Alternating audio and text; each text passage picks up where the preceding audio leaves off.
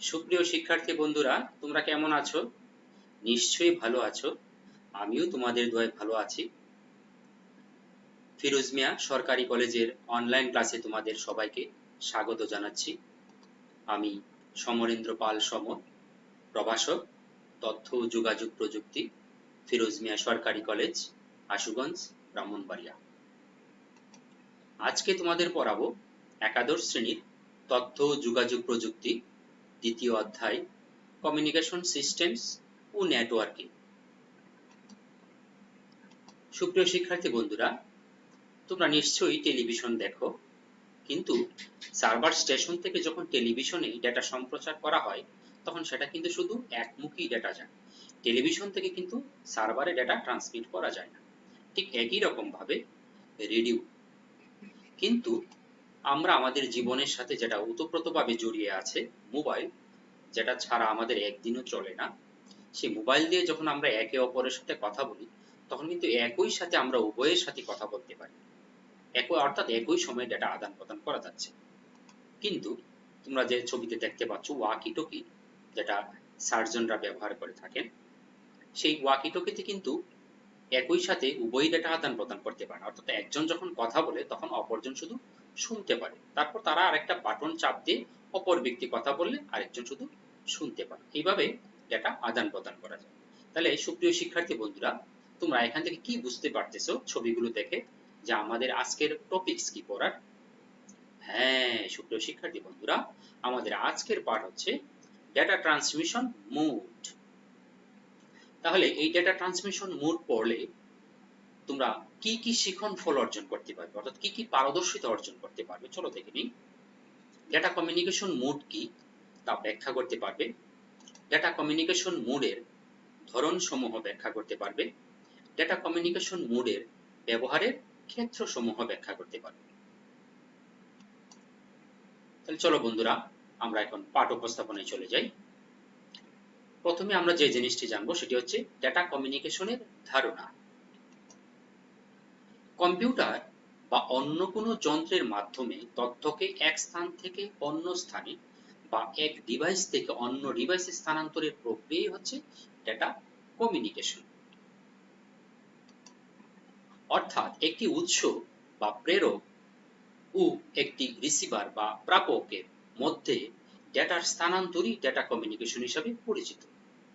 যে ডিভাইস বা যন্ত্রটি ডেটা প্রেরণ করে তা উৎস বা প্রেরক নামে পরিচিত, এবং যেটি উৎস থেকে প্রেরিত ডেটা গ্রহণ করে তাকে রিসিভার বা প্রাপক বলে। তাহলে ডেটা কমিউনিকেশন ধারণা থেকে আমরা কি জানলাম? অর্থাৎ একটি ডিভাইস থেকে যখন আরেকটি ডিভাইসে ডেটা স্থানান্তর করা হয় তখনই আমরা সেটাকে বলবো ডেটা কমিউনিকেশন। ঠিক আছে সুপ্রিয় শিক্ষার্থী বন্ধুরা? হ্যাঁ, তাহলে এবার আসো আমরা জানবো ডেটা কমিউনিকেশন মোড সম্পর্কে। ডেটা কমিউনিকেশন বা ডেটা ট্রান্সমিশন মোড বলতে ডেটা কোন দিক থেকে কোন দিকে আদান প্রদান করা হচ্ছে তাকে বোঝায়। অর্থাৎ উৎস থেকে গন্তব্যের দিকে ডেটা আদান প্রদান করাই হলো ডেটা ট্রান্সমিশন মোড বা ডেটা কমিউনিকেশন মোড। ডেটার আদান প্রদানের দিকের উপর ভিত্তি করে ডেটা ট্রান্সমিশন মোড হচ্ছে তিন ধরনের, যথা এক সিমপ্লেক্স, দুই হাফ ডুপ্লেক্স, তিন ফুল ডুপ্লেক্স। সুপ্রিয় শিক্ষার্থী বন্ধুরা, তোমরা এখানে একটা অ্যানিমেশন দেখতে পাচ্ছ, একটি প্রেরক স্টেশন এবং আরেকটি প্রাপক স্টেশন। প্রেরক থেকে প্রাপকের দিকে একটি এরো চিহ্ন দেওয়া আছে। এখন প্রেরক থেকে প্রাপকের দিকে ডেটা পাঠানো যাচ্ছে, কিন্তু প্রাপক থেকে প্রেরকের দিকে ডেটা পাঠানো যাচ্ছে না, অর্থাৎ এটা শুধু একমুখী ব্যবস্থা। তাহলে এখান থেকে আমরা কি ধারণা করতে পারি সেটা কোন ধরনের ডেটা ট্রান্সমিশন মোডের সাথে মিলে? তোমরা কি ধারণা করতে পারছো? হ্যাঁ সুপ্রিয় শিক্ষার্থী বন্ধুরা, সেটা হচ্ছে সিমপ্লেক্স মোড, যে মোডে শুধুমাত্র একজন ডেটা পাঠাতে পারবে এবং অপরজন শুধুমাত্র ডেটা রিসিভ বা গ্রহণ করতে পারবে, কিন্তু যে রিসিভ করবে সে ডেটা পাঠাতে পারবে না। তাহলে সিমপ্লেক্স মোডের বৈশিষ্ট্য কি?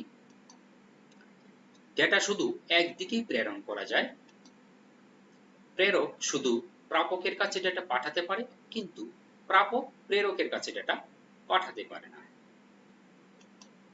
প্রিয় শিক্ষার্থীবৃন্দ, তোমরা আরো একটি অ্যানিমেশন দেখতে পাচ্ছ, যে অ্যানিমেশনে প্রেরক কম্পিউটার এবং প্রাপক কম্পিউটার উভয়ের মধ্যে কিন্তু এরো চিহ্ন দেওয়া আছে, অর্থাৎ উভয়ই উভয়কে ডেটা আদান প্রদান করতে পারে, কিন্তু একই সময় নয়। এখন দেখা যাচ্ছে যে প্রেরক প্রাপক কম্পিউটারকে ডেটা পাঠাতে পারছে, কিন্তু প্রাপক প্রেরককে ডেটা পাঠাতে পারছে না।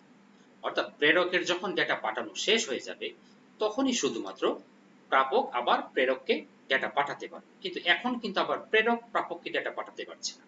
আবার প্রাপকের যখন ডেটা পাঠানো শেষ হয়ে যাবে, তখনই শুধুমাত্র আবার প্রেরক প্রাপককে ডেটা পাঠাতে পারবে। এইভাবে এই দুইটা কার্যক্রম চলতে থাকবে। তাহলে সুপ্রিয় শিক্ষার্থী বন্ধুরা, এখান থেকে তোমরা কি চিন্তা করতে পারতেছো যে আজকে এই যে অ্যানিমেশনটা, ডেটা ট্রান্সমিশন মোডটা কি হতে পারে? হ্যাঁ, তোমরা নিশ্চয়ই বুঝতে পেরেছো, সেটা হচ্ছে হাফ ডুপ্লেক্স মোড।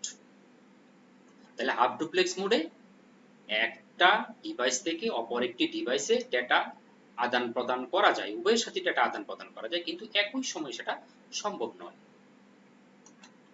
তাহলে হাফ ডুপ্লেক্স মোডের বৈশিষ্ট্য কি? ডেটা উভয় দিকে প্রেরণ করা যায়, তবে যুগপৎ সম্ভব নয়। যুগপৎ বলতে একই সময়ে পাঠানো সম্ভব নয়। প্রেরকের ডেটা পাঠানো শেষ হলে প্রাপক ডেটা পাঠাতে পারে।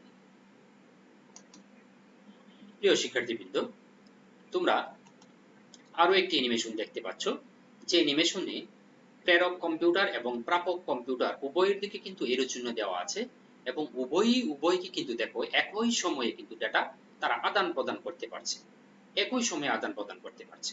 তাহলে এখান থেকে আমরা কি বুঝতে পারি যে কোন ধরনের ডেটা ট্রান্সমিশন মোডে প্রেরক এবং প্রাপক একই সাথে উভয়ের কাছেই ডেটা আদান প্রদান করতে পারে? হ্যাঁ, তোমরা নিশ্চয়ই বুঝতে পেরেছো, সেটা হচ্ছে ফুল ডুপ্লেক্স মোড। ফুল ডুপ্লেক্স মোডে একই সাথে ডেটা আদান প্রদান করা যায়। তাহলে তার বৈশিষ্ট্য সম্পর্কে জানি। ডেটা একই সাথে উভয় দিকে আদান প্রদান করা যায়। প্রেরক ও প্রাপক একই সাথে উভয় দিকে ডেটা আদান প্রদান করতে পারে। তাহলে সিমপ্লেক্স মোডের উদাহরণ কি? Radio, television. আমরা আরো বলতে পারি, আমরা যখন কম্পিউটার থেকে প্রিন্টারে প্রিন্ট দিই, তখন কিন্তু কম্পিউটার থেকে প্রিন্টারের দিকে শুধুমাত্র ডেটা যায়, প্রিন্টার থেকে কিন্তু কম্পিউটার ডেটা আসতে পারে না।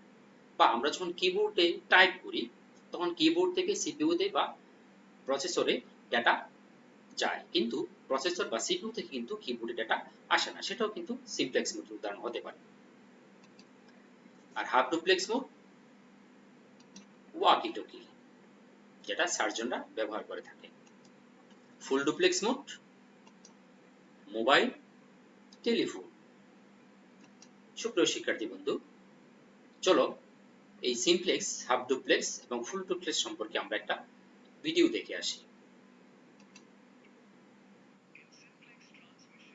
Data is sent in one direction only. Think of it as a one-way street where traffic can only drive in one direction down it. An example is a television broadcast, where data is transmitted to receiving televisions, so only one-way transmission take place.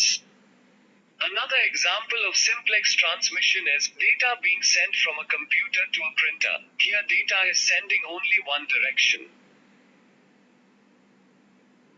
In half-duplex transmissions, data is sent in both directions, but only one direction at a time.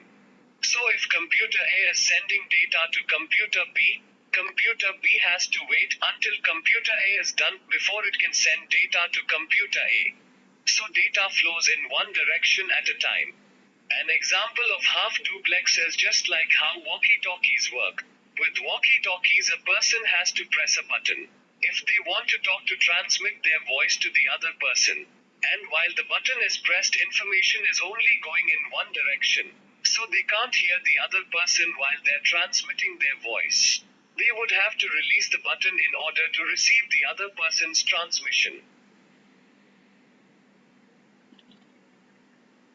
In full duplex transmissions, data is sent in both directions at the same time. An example is a telephone conversation where both people can speak to each other at the same time. Another example is broadband connection on a phone line. So, as a comparison between simplex, half duplex, and full duplex, you can use an analogy of cars on a highway. where you have cars that travel only in one-way direction, can be considered as simplex data transmission. Where you have cars that across an area, so when a half duplex, the cars would all have to share a single lane on the highway and that lane only allows traffic in one direction at a time. But in a full duplex, the cars don't have to wait because you can compare a full duplex as having a two-lane highway. Each lane is dedicated for a direction. The cars that are traveling in the opposite directions have their own dedicated lane as they travel to their destination.